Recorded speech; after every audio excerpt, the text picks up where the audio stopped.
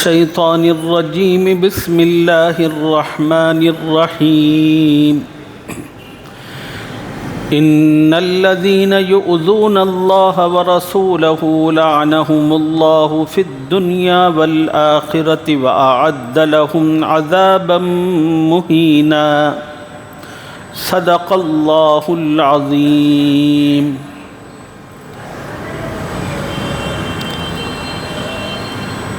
گزشتہ سبق میں آپ حضرات کی خدمت میں کلام پاک کی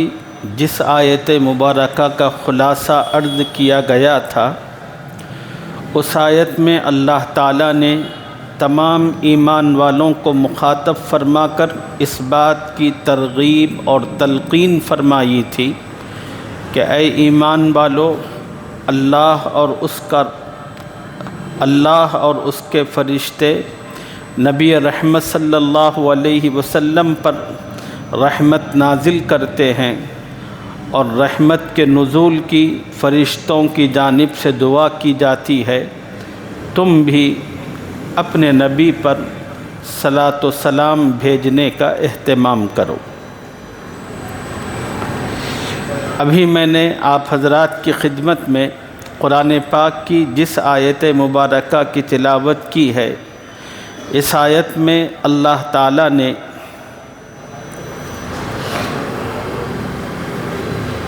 ایک اصول و ضابطہ بیان فرمایا۔ کچھ آیتوں پہلے اللہ نے ایمان والوں کو اس بات کی نصیحت فرمائی تھی کہ اے ایمان والو، اللہ کے نبی کو کسی طرح کی تکلیف نہ پہنچاؤ، نہ قولی تکلیف پہنچانی ہے، نہ عملی تکلیف پہنچانی ہے، نہ جسمانی تکلیف پہنچانی ہے، نہ اور کوئی طرح کی تکلیف۔ اللہ تعالیٰ نے اس بات سے ایمان والوں کو بڑی سختی سے منع فرمایا تھا۔ ابھی جس آیت مبارکہ کی تلاوت کی ہے، اس میں اللہ ایک اصولی بات بتا رہے ہیں، وہ یہ ہے کہ ان الذین یؤذون اللہ ورسولہ لعنہم اللہ فی الدنیا والآخرہ، بے شک جو لوگ اللہ اور اس کے رسول صلی اللہ علیہ وسلم کو اذیت دیتے ہیں، تکلیف دیتے ہیں، لعنہم اللہ فی الدنیا والآخرہ، ان پر اللہ دنیا اور آخرت میں لعنت کرتا ہے۔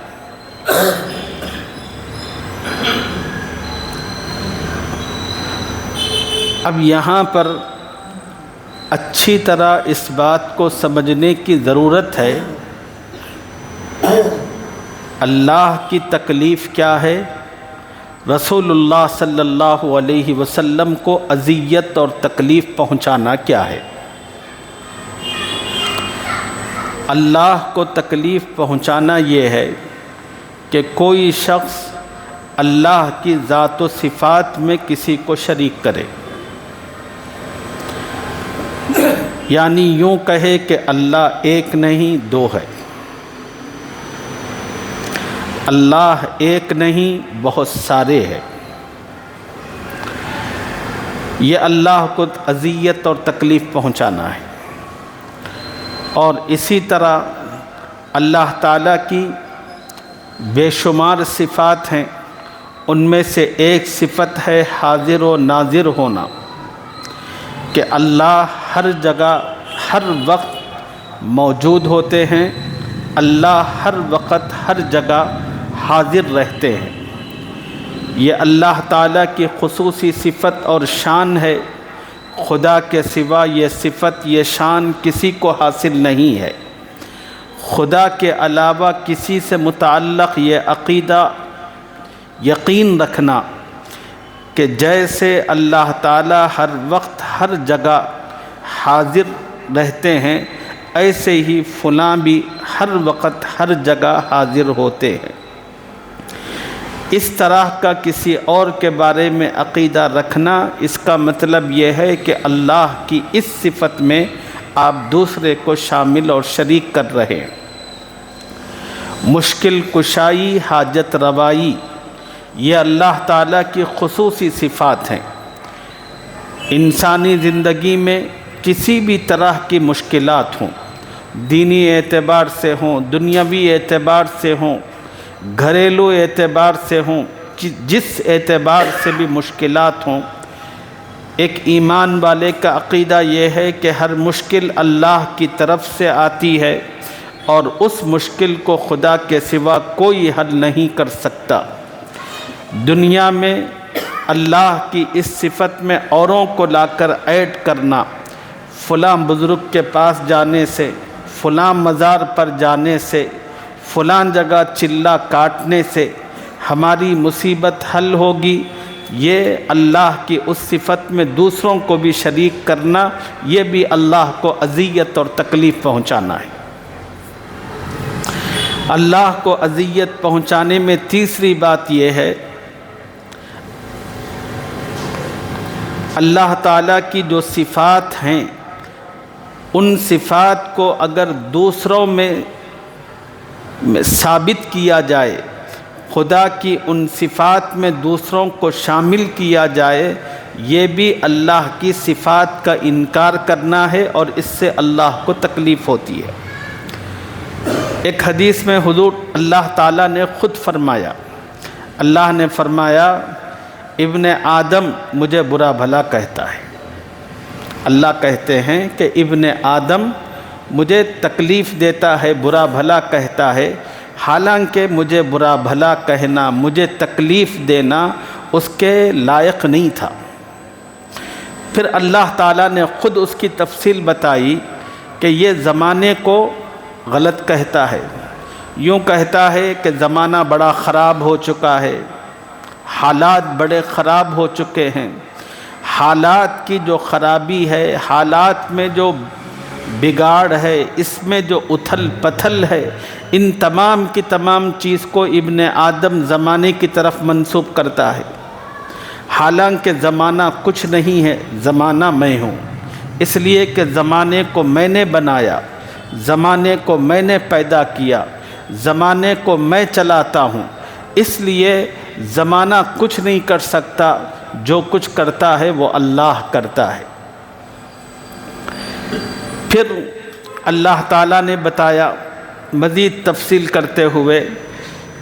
کہ اللہ تعالیٰ کی طرف اولاد کی نسبت کرنا یہ اللہ کو تکلیف پہنچانا ہے۔ جیسے یہودیوں نے کہا تھا وقالت الیہود عزیر ابن اللہ، حضرت عزیر اللہ کے بیٹے ہیں۔ عیسائیوں نے کہا وقالت النصارى مسیح ابن اللہ، حضرت عیسیٰ اللہ کے بیٹے ہیں۔ اور عیسائیوں ہی میں سے ایک جماعت نے سیدنا مریم سے متعلق کہا کہ یہ اللہ کی بیوی ہیں۔ اور مکے کے مشرکین نے جب دیکھا کہ یہودیوں نے حضرت عزیر کو خدا کا بیٹا بنایا اور عیسائیوں نے حضرت عیسیٰ کو خدا کا بیٹا کہہ دیا، اب مشرکین نے ایک نیا شوشہ چھوڑا اور کہا جتنے فرشتے ہیں وہ سب اللہ کی بیٹیاں ہیں۔ اللہ کی طرف اس قسم کی حماقتوں کی نسبت کرنا یہ بھی اللہ تعالیٰ کو اذیت اور تکلیف پہنچانا ہے۔ اس لیے کہ خدا نے حضرت محمد الرسول اللہ صلی اللہ علیہ وسلم پر نازل کیے جانے والے قرآن میں اپنا تعارف کراتے ہوئے کہا قل هو اللہ احد، اے محمد صلی اللہ علیہ وسلم آپ لوگوں سے کہہ دیجئے اور بتا دیجئے کہ اللہ جس ذات رب کا نام ہے وہ ایک ہے، تنہا ہے، نہ اس کی ذات میں کوئی شریک ہے، نہ اس کی صفات میں کوئی شریک ہے،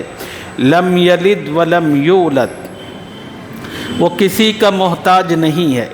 ساری خلقت اس کی محتاج ہے، وہ سب کی ضرورتوں کو، حاجت روائیوں کو پورا کرتا ہے، نہ اس کا کوئی باپ ہے، نہ اس کا کوئی بیٹا ہے۔ اللہ ایسا نہیں ہے کہ اللہ کو کسی نے جنا، اگر خدا کو کسی نے جنا ہوتا تو پھر بیٹے کے مقابلے میں باپ کا مرتبہ بلند ہوتا، پھر وہ خدا کہلانے کے لائق نہ ہوتا، خدا تو وہ ہوتا جو اس کا باپ ہوتا۔ تو اللہ تعالیٰ نے فرمایا کہ لم یلد ولم یولد، اور نہ اللہ کا کوئی بیٹا ہے نہ اللہ کا کوئی باپ ہے، اور ایسا بھی نہیں ہے کہ اللہ نے کسی کو اپنا بیٹا بنا لیا، کوئی بیٹا ہے۔ یہ مشرک، یہ عیسائی، یہ یہودی جتنی باتیں کہتے ہیں وہ سب کی سب بکواس ہے، حقیقتوں سے ان چیزوں کا کوئی تعلق نہیں ہے۔ یہ وہ سچائی اور حقیقت ہے جو قرآن نے ایک نہیں دو نہیں سینکڑوں مرتبہ مختلف طریقوں پر مختلف انداز پر اپنے کلام میں بیان فرمائی ہے۔ تو اس آیت میں اللہ تعالیٰ نے تمام لوگوں کو اللہ کو اذیت پہنچانے سے منع فرمایا، اور اللہ کو تکلیف پہنچانا کیا کیا ہے وہ تفصیل تھوڑی سی میں نے آپ کی خدمت میں عرض کی۔ اب آئیے، اللہ تعالیٰ نے اسی آیت میں اس بات سے بھی منع کیا ہے کہ تم رسول کو بھی تکلیف مت پہنچاؤ۔ اب سوال یہ ہے کہ رسول کو تکلیف پہنچانا کیا ہے اور کیسے، کن چیزوں سے رسول کو تکلیف پہنچتی ہے، اس کو جاننا ہر ایمان والے پر ضروری ہے۔ رسول کو تکلیف پہنچتی ہے رسول کی ذات کا انکار کرنے سے۔ یوں کہیں ہم آپ کو اللہ کا رسول اور پیغمبر تسلیم نہیں کرتے، اس سے رسول اللہ صلی اللہ علیہ وسلم کو تکلیف پہنچتی ہے۔ اللہ تعالیٰ نے آپ کی ذات اقدس پر اپنا کلام پاک نازل فرمایا، رسول کو تکلیف ہوتی ہے اس قرآن کا انکار کرنے سے، یوں کہنے سے کہ یہ قرآن اللہ کی کتاب نہیں ہے بلکہ محمد الرسول اللہ صلی اللہ علیہ وسلم نے اس کو اپنی طرف سے خود گھڑ لیا اور بنا لیا۔ اللہ تعالیٰ نے اپنے رسول کو جو معجزات اور نشانیاں عطا فرمائی ہیں، ان نشانیوں کا انکار کرنے سے بھی رسول کو تکلیف پہنچتی ہے۔ رسول نے زندگی کی جو طریقے اور دنیا اور آخرت کی بہتری کے لیے جو باتیں بتائی، اگر کوئی مسلمان ان چیزوں کو جھٹلاتا ہے اس سے بھی رسول کو تکلیف ہوتی ہے۔ رسول کے سامنے آ کر کوئی غلط لفظ کہنے سے رسول کو تکلیف ہوتی ہے۔ رسول کے سامنے آ کر جان بوجھ کر غلط عمل کرنے سے رسول کو تکلیف ہوتی ہے۔ جیسا کہ مشرکین رسول کریم صلی اللہ علیہ وسلم سے متعلق طوفان بدتمیزی برپا کیے ہوئے تھے۔ کوئی کہتا کہ محمد صلی اللہ علیہ وسلم نعوذ باللہ پاگل ہیں، کوئی کہتا کہ محمد صلی اللہ علیہ وسلم شاعر ہیں، کوئی کہتا کہ محمد صلی اللہ علیہ وسلم غلط بیانی کرتے ہیں۔ مختلف لوگ، مختلف زبانیں اور آپ سے متعلق مختلف باتیں۔ اللہ تعالیٰ نے ان تمام لوگوں کی باتوں کا اپنے کلام میں تذکرہ کرتے ہوئے کہا کہ یہ تمام کی تمام چیزیں اور تمام کے تمام حرکات و سکنات وہ ہیں جس سے محمد الرسول اللہ کو اذیت اور تکلیف ہوتی ہے، اس سے بچو۔ اور موجودہ زمانے کے اندر رسول کو تکلیف دینے کی جو شکلیں اور صورتیں ہیں، ان میں سے ایک یہ ہے کہ نبی صلی اللہ علیہ وسلم کی ازواج مطہرات پر نشانہ سادنا، نبی علیہ السلام کی ازواج میں سے کسی ایک بیوی کو نشانہ بنانا، یا نبی صلی اللہ علیہ وسلم کو اللہ نے 4 سے زیادہ نکاحوں کی جو خصوصی اجازت دی، اس اجازت میں گفتگو کرنا، اس میں کسی قسم کی حصہ داری ڈالنا، اور نبی صلی اللہ علیہ وسلم کا کوئی جسمانی، تصوراتی اور ذہنی خاکہ اتارنا، یا آپ سے متعلق کوئی آرٹیکل لکھنا، یا آپ کی کوئی تصویر اتارنا، یہ تمام کی تمام چیزیں نبی علیہ السلام کو اذیت اور تکلیف پہنچانے کے زمرے میں آتی ہیں، اور اللہ تعالیٰ نے ایسی تمام چیزوں سے جس سے نبی کی ذات اور دامن پر داغ لگتا ہو، اس سے بچنے کی ایمان والوں کو تلقین فرمائی، اور اس آیت میں ایک عمومی ہدایت دی کہ کوئی شخص اللہ اور اس کے رسول کو اذیت اور تکلیف پہنچانے کی خواب و خیال میں بھی کوشش نہ کرے، اور جو کوئی اللہ کی ان ہدایتوں کے باوجود کوشش کرتا ہے اس کے لیے اللہ نے بڑی بھیانک بات کہی ہے۔ کہا لعنہم اللہ فی الدنیا والآخرہ، جو لوگ اللہ رسول کو اذیت پہنچانے کی ایکٹیویٹیز سے باز نہیں آتے ان پر اللہ دنیا اور آخرت میں لعنت کرتا ہے۔ دنیا کی لعنت یہ ہے کہ اللہ اس شخص کو ذلیل فرماتے ہیں،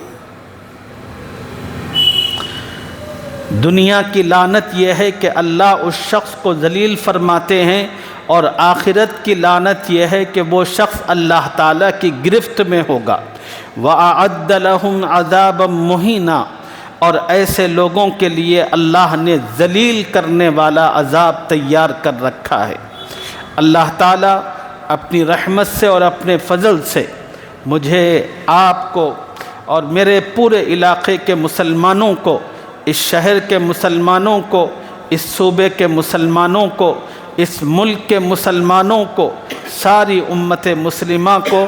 اللہ اور اس کے رسول کی شان میں کسی طرح کی گستاخی اور بے ادبی کرنے سے،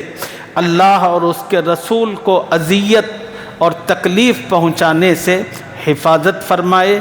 آمین یا رب العالمین، وآخر دعوانا ان الحمد للہ رب العالمین۔ سبحان اللہ وبحمدہ، سبحانک اللہم وبحمدک، ونشہد ان لا الہ الا انت، نستغفرک ونتوب الیک۔